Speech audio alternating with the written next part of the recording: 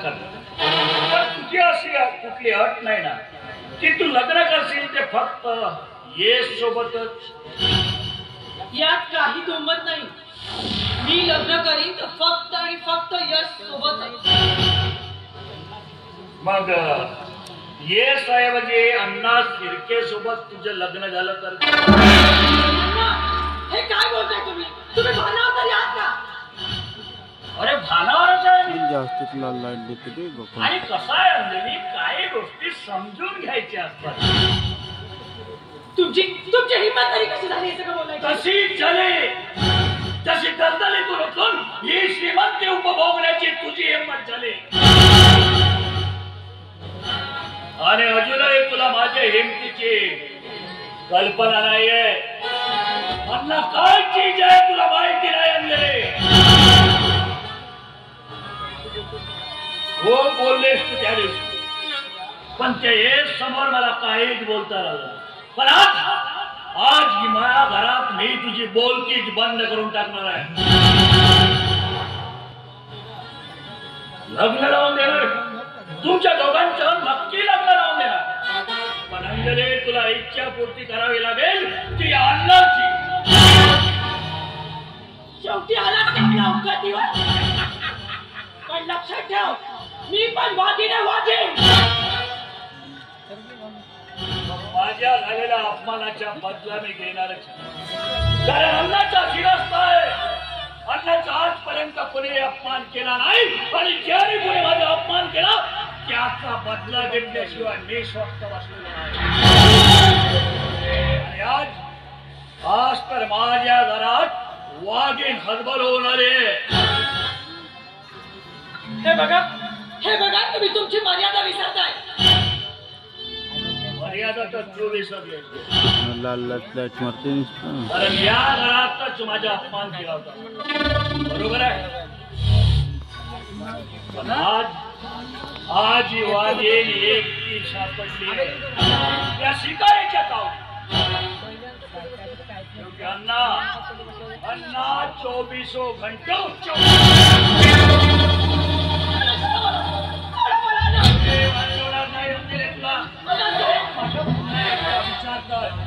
जर तुला या घराची सुनच व्हायची आहे तर या अण्णाशिवाय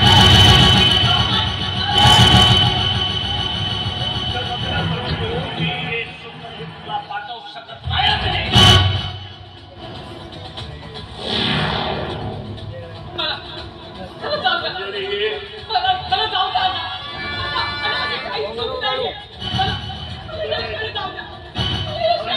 कुठं जायचं आहे तुला?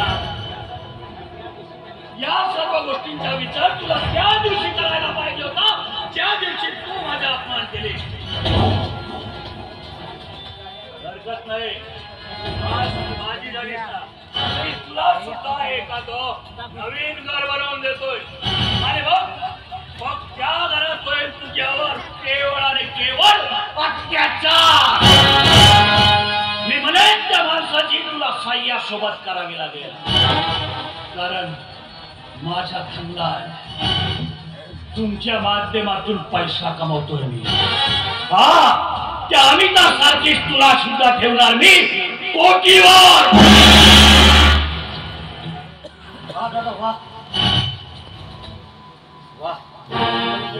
अरे लहानपणापासून जेव्हाप्रमाणे पुसलं तुला मी, हे कृत्य करायला माझी अंजलीच मिळाली. हे बघेस, आजपर्यंत मी माझा अपमान कधी सहन केला नाही. आणि त्या दिवशी तुझ्या समोर हिनं माझा अपमान केला. या अण्णाविरुद्ध आवाज उठव. त्या अपमानाचा बदला घ्यायचा आहे मला. त्याच दिवशी मी ठरवलं होतं एक ना एक दिवस तिच्यावर बदला घेईल म्हणून.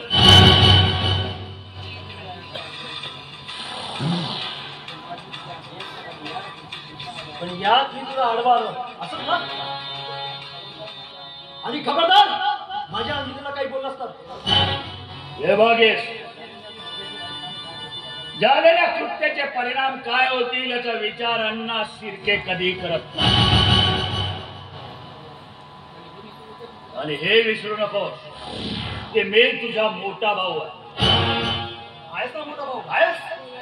अरे पण कसा आहेस कसाई. अरे आपल्या शरीरात एकाच आईचं रक्त तरी असेल ना. तरी दोघांमध्ये जमीन आसमानचा फरक आहे. अरे यानंतर तू माझा भाऊ नसून वैली आहेस. वैली आहेस तू. ठीक आहे, तुला आता सगळं काही खरं खरं कळलंच ना. तर मग आता निघायचं येतो. चल चालता येतो. कसं आहे, हे घर मी माझ्या स्वतःच्या कमाईनं बनवलंय. निघायचं. हीच अपेक्षा होती तुझ्याकडनं. आणि तुझ्याबद्दल आधीच मला सगळं काही कळलं होतं. ज्या दिवशी अमिता माझ्याजवळ आली होती तेव्हा तिनेच तुझ्या काळ्या धंद्याची इत्यंभूत माहिती मला सांगितली. अरे काय तरी गरिबीला कंटाळून अघोरी मार्गाने हे सारं ऐश्वर्य तू जमवलंस. पण ह्या बेईमानीच्या कमाईपेक्षा मला गरिबीची नीट भाकर बरी. ठीक आहे, निघतो. पण एक माझा सल्ला ऐकून घ्या. हे मीठ भाकर खाण्यापेक्षा जो हिरा तुझ्याकडे आहे ना, तो हिरा जर विकायची वेळच आली तर घ्यायला मी तयार.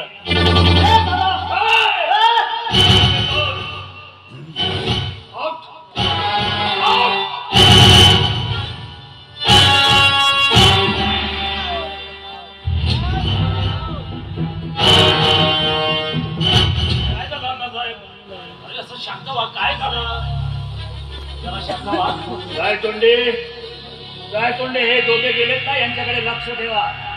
हे काय करतात, कुठं राहतात, त्यांचा पूर्ण माहिती हवी आहे मला. त्याची काही काळजी करू नका. दोघांवरही बारीक नजर ठेवायला मी माझ्या डिपार्टमेंटात कॉन्स्टेबल लावलेला आहे. त्यामुळं त्यांच्यावर माझा कॉन्स्टेबल हा 24 तास नजर ठेवतो. काही काळजी करण्याची गरज नाही. अरे हो, एक डेड बॉडी उचलायची तयारी लवकरात लवकर. होय, डेड बॉडी म्हणजे कुणाची. काही राडा झालाय का. राडा झाला नाही काय, तो राडा होणार आहे. आता होईल तो राडा. आणि तो राडा घडवणार नाही अन्ना शिंदे. होय अन्ना, 24 घंटा चौखन्ना.